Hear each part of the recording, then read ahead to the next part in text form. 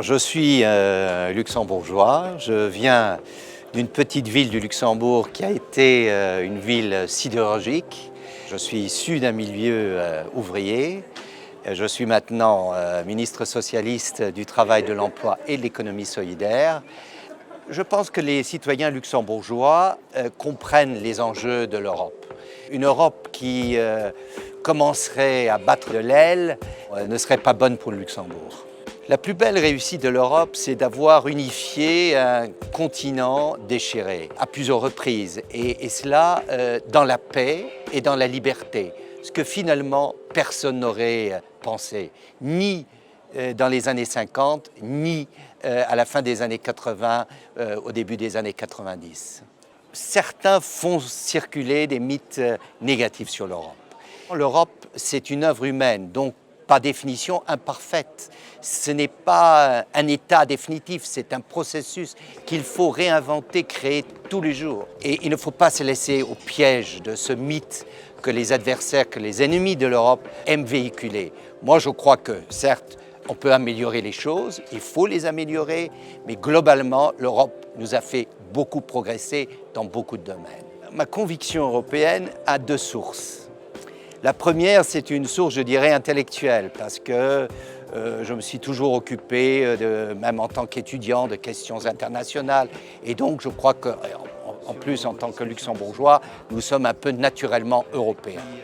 Et ma deuxième source, c'est le père de mon père, c'est-à-dire mon grand-père a été tué le 10 mai 1940. Et cette guerre a été tellement présente dans ma famille, dans ma maison, que j'ai pris en horreur cette idée de guerre. Et je crois qu'avoir pris en horreur cette idée de guerre, c'est finalement construire quelque chose qui exclut la guerre, c'est-à-dire l'Europe.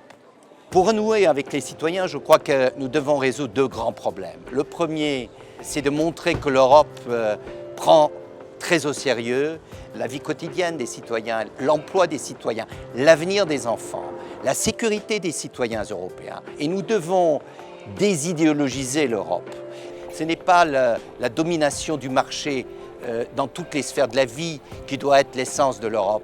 C'est précisément une politique qui va droit vers les préoccupations des citoyens. J'étais lors du Conseil européen de Maastricht. J'étais à Maastricht, dans les coulisses.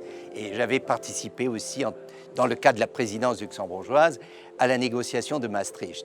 Et j'avais dû préparer une petite intervention au Premier ministre d'alors, qui était Jacques Santer, sur l'Europe sociale. Vous voyez, toujours l'Europe sociale, c'était déjà à l'époque mon domaine. Et M. Santer a présenté cette intervention et il s'est fait féliciter par François Mitterrand. Et pour moi, c'était un petit moment de bonheur parce que j'étais très admiratif de François Mitterrand et que donc à travers Jacques Santer, il m'avait félicité. Et tout le monde d'ailleurs qui le savait a rigolé parce que tout le monde savait que j'étais un grand admirateur de François Mitterrand. Europa mat probiert zu resümieren ist nicht einfach. Aber ich meine, dass die Werte von Solidarität, von Frieden und von Demokratie eigentlich als gemeinsamen Projekt Europa am besten resümieren. Europa sei Zukunft, weil gerade über Europa die Werte am besten verteidigt gehen, kommt ob es all an.